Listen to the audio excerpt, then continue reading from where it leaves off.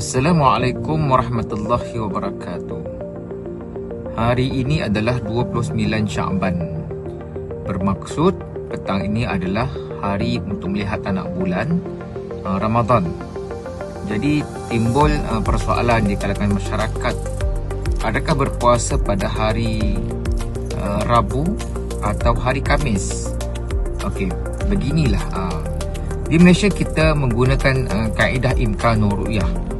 Kaedah imkanur ru'yah ini adalah satu kaedah yang menetapkan satu kiraan pada anak bulan, dan dalam masa yang sama juga kita menggunakan kaedah ru'yah. Okey, dua kaedah yang saling bantu-membantu untuk menentukan sama ada keesokan harinya 1 Ramadan ataupun 30 Sya'ban.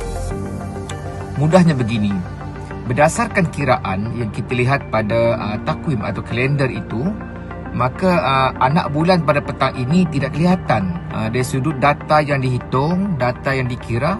Data apa? Data matahari dan data bulan. Data pada petang ini menunjukkan bulan terbenam lebih awal. Maksudnya ketika matahari terbenam, bulan sudah terbenam lebih awal. Ini menandakan keesokannya berdasarkan kiraan adalah 30 Sya'ban.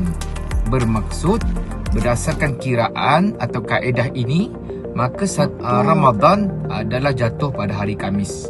Walau bagaimanapun, kita tetap juga turun untuk meru'yah hilal, maksudnya mencerap anak bulan, kerana kiraan itu adalah dilakukan oleh manusia. Boleh berlaku kesilapan, namun kesilapan yang terlalu kecil. Walau bagaimanapun, penetapan 1 Ramadan itu adalah tugas penyimpan mohon besar di Raja-Raja Melayu, bukan saya. Saya sekadar menyampaikan maklumat, data, kaedah yang kita pakai. Itu persoalan yang pertama. Persoalan kedua, kita Malaysia tidak mengikut mana-mana negara lain.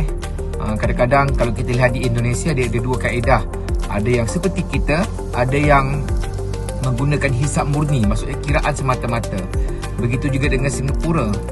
Singapura memang tidak ada tempat yang sesuai untuk melihat anak bulan.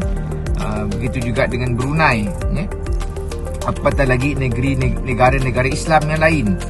Sebab sudah ada yang menentukan bilakah masuk 1 Ramadan. Jadi itu terpulang kepada kerajaan kita. Kita tak boleh nak ikut negara lain. Jadi itu perkara yang kedua.